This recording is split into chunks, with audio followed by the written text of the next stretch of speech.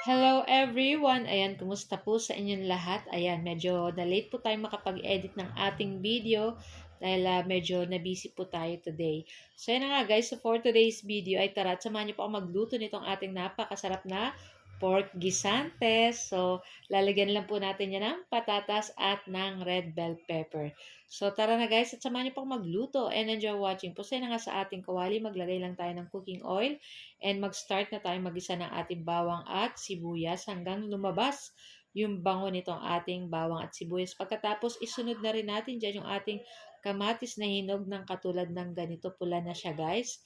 So ayan, halu-haluin lang po natin iyan at maglagay na tayo ng asin para may lasa na yung ating ginigisa dyan. So medyo pipisa-pisain lang po natin yung ating kamatis para maluto siya masyado. Ayan.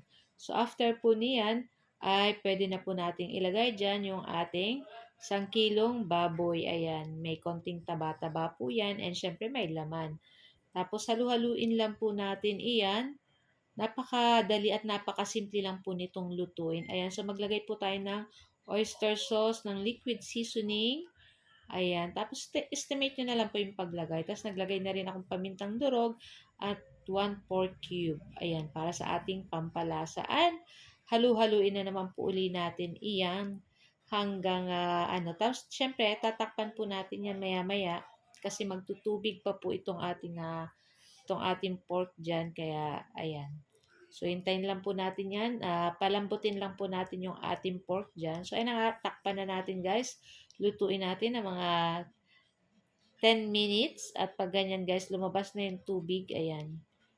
Medyo pakati-katihin lang natin ng konti yung tubig niya. Ayan.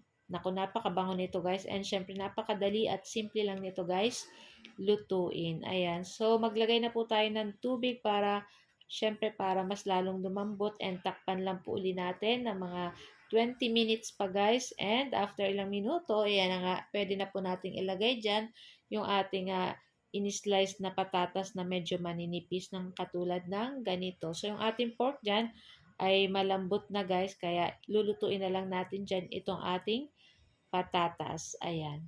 So, madali lang naman po maluto kasi maninipis lang po itong ating gayat nitong ating patatas. Kaya madali lang maluluto itong ating patatas. Ayan.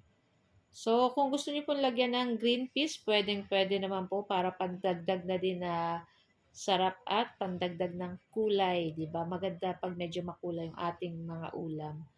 So, yun na nga at kumukulo na rin to guys. Malambot na yung ating patatas. Lagay na natin yung ating red bell pepper. So, gumamit lang ko ng 2 pirasong red bell pepper. Ayan. Tapos, halu-haluin lang po natin iyan. And that's it. At okay na rin to guys.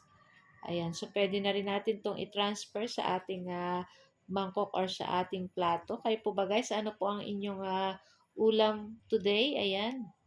So, minsan mahirap po talaga mag-isip ng ating mga uulamin, ayan. Pero syempre, sa ngayon po marami na tayong napapanood na video, kaya pwedeng-pwede na tayong makapanood ng ating mga pwedeng ulamin. So guys,